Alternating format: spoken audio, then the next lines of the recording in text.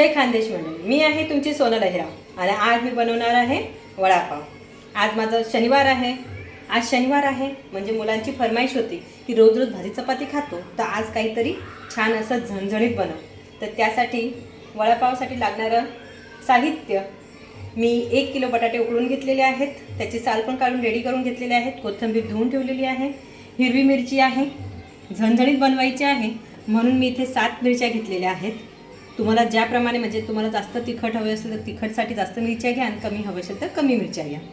आलं लसणाची पेस्ट तयार आहे। मी वघार देताना ही बडीशोप आहे, बडीशोप ही टाकणार आहे आणि ओवा पण टाकणार आहे। ओवा म्हणजे का, कारण की कोणाला गॅसचा प्रॉब्लेम असेल तर गॅस त्याच्याने होत नाही म्हणून मी वडापावमध्ये ओवा टाकते। तर आता आपण हे बटाटे जे आहेत त्याला बारीक असे मॅश करून घेऊया। तर पुढे आपण त्याची प्रोसिजर बघूया। तुम्ही बघू शकता की मी बटाट्याचा बारीक चुरा करून घेतलेला आहे।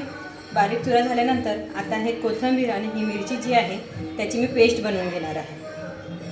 आता मी गॅस चालू करून त्याच्यावरती कढई ठेवणार आहे आणि कढईमध्ये तेल टाकणार आहे।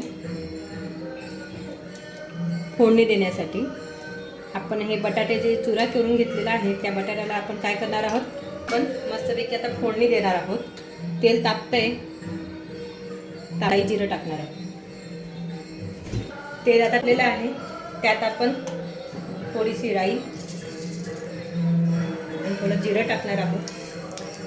ते चांगलं तडतड झाल्यानंतर आपण त्यात कढीपत्ता टाकणार आहे।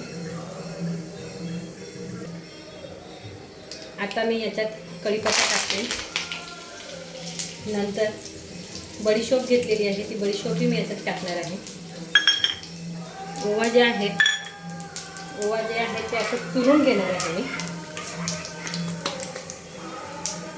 आणि त्यानंतर त्यातमध्ये हे आलं लसूण पेस्ट जी आहे ती पेस्ट टाकणार आहे।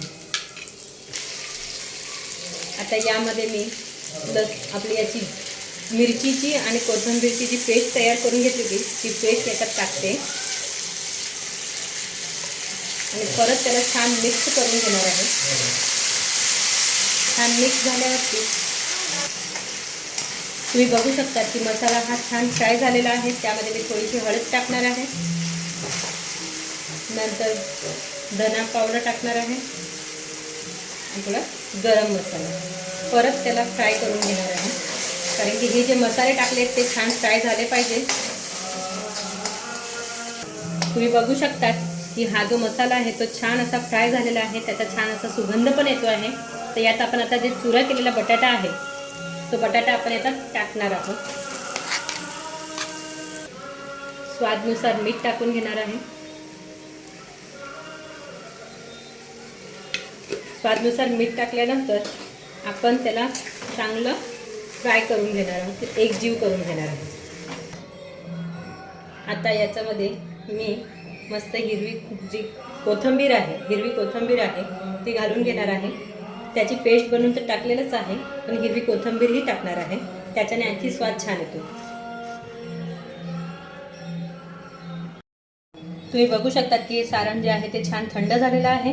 तर आता आपण एका साईडला कढई ठेवून त्यात तेल टाकून घेणार आहोत। कढई मी ठेवलेलीच आहे, आता त्यात मी तेल घालते।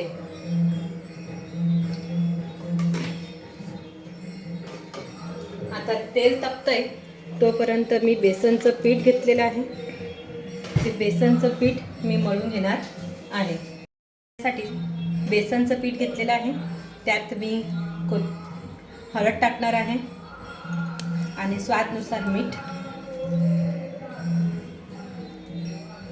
आणि पाणी टाकून छान मळून घेणार आहे।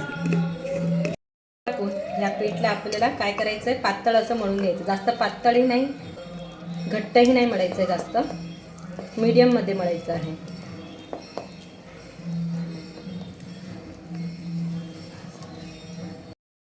बघू शकतात की हे पीठ माझं जे आहे ते मळून झालेलं आहे। तुम्ही त्याचा थिकपणा बघू शकतात की जास्त पातळही नाही जास्त घट्टही नाही आहे।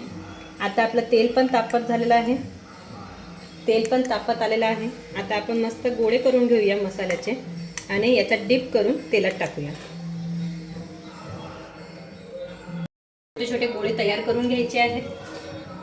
सगळे मी असं काय करणार आहे, सगळ्यात पहिले तर मी असे गोळे तयार करणार आहे. सगळे गोळे जर तयार राहिले तर वडा तळायला जास्त वेळ लागत नाही. तर म्हणून मी असे हे सगळे गोळे तयार करून घेते. तुम्ही बघू शकता की मी अशा प्रकारे हे गोळे तयार करून घेतलेले आहेत.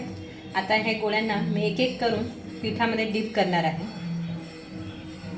जे गोळे आहेत ते मी अशा प्रकारे पिठात छान डीप करून घेतलेले आहेत आणि तेलात असे टाकलेले आहेत. तर मी एकाच वेळी 3 ते 4 गोळे तुम्ही तेलात टाकू शकता. तुम्ही बघू शकता की मी हे गोळे जे आहेत ते तेलात टाकलेले आहेत. आता त्याला छान फ्राय होऊ देते, तोपर्यंत आपण दुसरी तयारी करून घेऊया. तुम्ही बघू शकतात की आपले हे गरम गरम वडापाव जे आहेत ते तयार झालेले आहेत. पाव पण आहेत आणि मस्त तळलेली अशी मिरची आहे. हे आहे आपली लसूण, कोथिंबीर आणि हिरवी मिरचीची चटणी बनवून घेतलेली आहे. याची जी रेसिपी आहे ती मी अगोदरच आपल्या यूट्यूबला टाकून ठेवलेली आहे. आणि हे आहे खोबरं लसूणची चटणी आहे, जी वडापावसोबत खूप छान लागते. जर तुम्हाला माझी रेसिपी आवडली असेल तर लाईक करा, फॉलो करा, सबस्क्राईब करा. धन्यवाद.